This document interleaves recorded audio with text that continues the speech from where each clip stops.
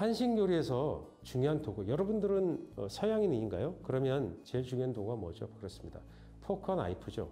포크와 나이프가 개발된 것은 아주 오래전이지만 과거에는 물론 포크라는 것이 일반화되지 않았습니다.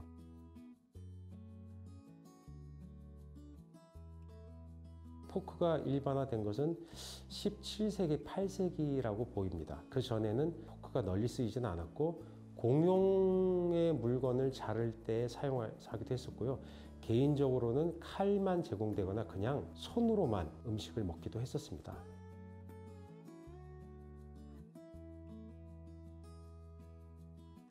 지금처럼 포크 나이프를 들고 스프를 쓸 수 있는 숟가락이 세팅되고 하는 것들은 조금 더 근대의 일이겠죠. 한국은 아주 오래전부터 숟가락과 젓가락을 사용했습니다. 특히 금속으로 된 것을 쓰는 게 좀 특징이죠. 일본을 가보시면 주로 나무로 된 것을 많이 사용합니다. 일회용 젓가락도 많이 쓰죠. 한국은 어디 가나 대체로 금속으로 된 것을 많이 쓰고요. 그것이 한국 식기 도구의 특징입니다. 서양과 비슷하죠? 서양은 저렇게 금속으로 된 걸 많이 사용하죠. 한국은 저렇게 숟가락, 젓가락을 금속으로 사용하는 게 특징이고요. 중국과도 보통 플라스틱 또는 대나무 또는 나무로 사용한 젓가락을 많이 쓰죠. 그리고 숟가락은 도기로 된 것, 도자기로 된 것을 많이 사용하는 데 비해서 한국은 금속으로 된 것을 세트로 쓴다는 것이 한국에서 젓가락, 숟가락의 특별한 차이를 볼 수 있습니다. 한국에서는 저만큼 숟가락의 역할이 상당히 크다라고 볼 수 있습니다. 그러니까 숟가락의 빈도는 한중일 삼국에서 제일 한국이 높습니다. 그런데 숟가락을 잘 보시면 아래쪽에 독특한 문양이 새겨져 있는 경우를 많이 보실 수 있습니다. 우측 사진에 보면 인삼이에요. 여러분들이 한국에서 특산물 중에 하나가 바로 저 한국 고려 인삼인데요. 인삼은 장수를 상징하죠.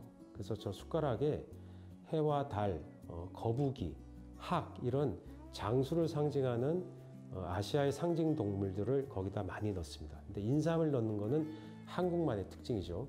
그래서 금속으로 저렇게 양각되어서 있는 것들은 기념품으로도 여러분들이 많이 사가기도 합니다. 한국 숟가락의 특징은 여러분들이 좀 유심히 보셔야 되는데요. 제가 직접 보여드리겠습니다. 네, 이게 바로 한국의 숟가락입니다. 이렇게 하면 아래쪽에 문양이 있고요. 위쪽에 약간 뾰족한 게 있습니다.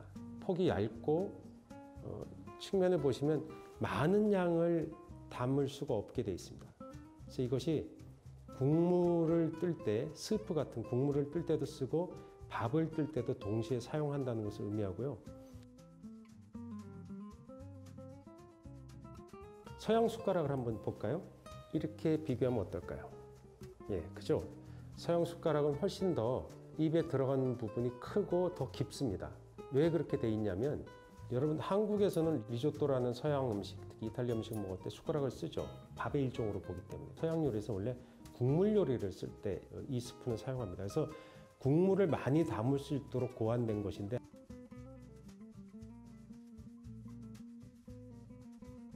한국 숟가락은 조금 더 원형 자체가 더 작죠. 더 작고 이 깊이가 조금 더 낮습니다. 그래서 한국은 밥과 국과 반찬으로 이루어진 식사거든요. 그래서 조금 숟가락의 모양이 특별하게 다릅니다. 그런데 한국에선 젓가락 외에도 숟가락만으로도 식사가 원래 가능했습니다. 왜?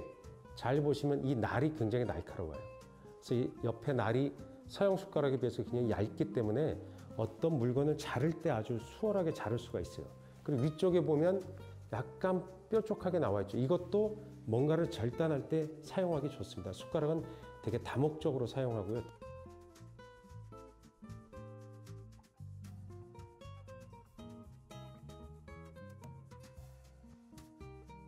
특히 소스 같은 한국에서는 장이라고 부르는 소스가 있습니다. 된장, 막장, 쌈장, 고추장 이런 발효 음식의 대표적인 장이 있는데 그것을 먹을 때 이 자루를 사용해서 찍어 먹을 수도 있습니다. 그래서 숟가락을 굉장히 다용도로 사용했기 때문에 여러분들이 쓰이는 서양 음식에서 스푼보다 훨씬 더 다채로운 목적을 가진 숟가락으로 한식에서 특징적으로 사용하고 있다고 볼 수 있습니다. 네, 한국은 여러분들 아시다시피 이렇게 숟가락과 젓가락으로 식사를 하는 그 두 가지가 각각의 임무가 굉장히 중요한, 일본은 주로 젓가락 중심의 식사, 중국도 주로 젓가락 중심의 식사를 많이 합니다. 한국은 이렇게 밥을 먹을 땐 일본, 중국은 젓가락만을 사용해서 되게 식사를 하는데 한국은 밥은 숟가락으로 먹어야 예의인 나라입니다. 근데 점차 한국도 젓가락만으로 식사하는 쪽으로 점점 변해가고 있지만 여전히 숟가락은 굉장히 중요한 사용이 됩니다.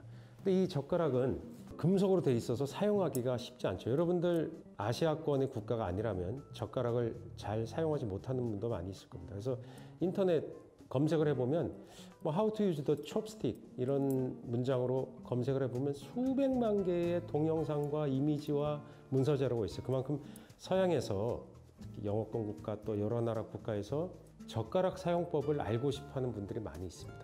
그래서 그만큼 젓가락 사용이 상당히 어렵고요. 또 아시아 음식을 먹을 땐 반드시 젓가락을 쓰게 돼 있기 때문에 젓가락을 잘 사용하는 것이 그쪽에서는 아시아 문화를 이해하는 데 첩경으로 그렇게 보이기도 합니다. 그래서 연습도 하시고요. 또 동영상 보면서 실제로 집에서 이렇게 사용법을 연구하기도 합니다. 여러분들은 댁에서 가정교육을 받거나 이럴 때 상당히 어려움을 많이 겪었죠. 예를 들면 팔을 옆에 옆구리에 잘 붙이고 있으라고 옆에다가 책을 하나씩 끼우고 이렇게 훈련을 받았다고 하는 옛 서양 사람들의 증언도 많이 저희가 접하고 있습니다.